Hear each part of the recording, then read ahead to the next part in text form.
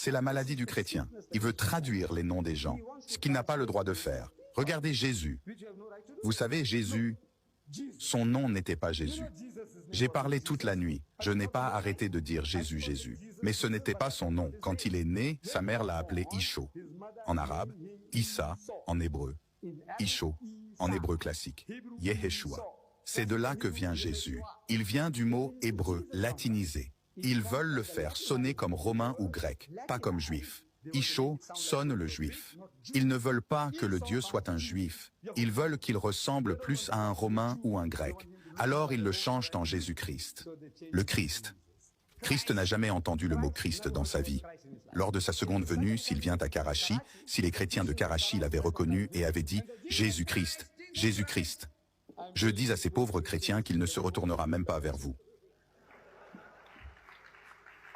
Il ne le fera pas. Vous savez pourquoi? Parce qu'il n'a jamais entendu le mot Jésus-Christ dans sa vie. Vous savez ce qu'il en est de Jésus-Christ. Jésus est la forme latine du mot hébreu Isho. Christ vient du mot hébreu Messie arabe Massi, qui signifie loin. Massa en hébreu, cela signifie la même chose. En arabe, cela signifie la même chose. Les rois chrétiens étaient oints dans la consécration à la fonction.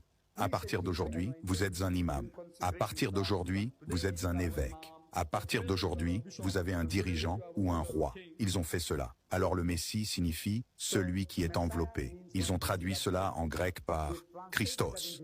Christos signifie « oint ». Messie signifie « oint ». Massi signifie « oint ». Alors ils ont traduit par « Christos ». Mais Christos était trop long pour le Dieu, alors ils ont coupé le os et il est resté le Christ. Mais Jésus n'a jamais entendu le mot Christ de sa vie. Je défie les chrétiens de venir en homme. Je vous prouve qu'il n'a jamais entendu le mot et qu'il ne l'entendra probablement pas, à moins qu'il ne soit devenu tout-puissant. Pierre, le nom de Pierre. Pierre n'a jamais entendu le mot Pierre. Il s'appelait Simon. C'était un adepte à la tête dure, toujours prêt à se battre, comme l'Irlandais. Il y a un Irlandais qui se bat, tout comme le bâton, avec des excuses. Vous voyez ? C'était un adepte combatif, toujours en train de discuter et de débattre, toujours prêt à se battre.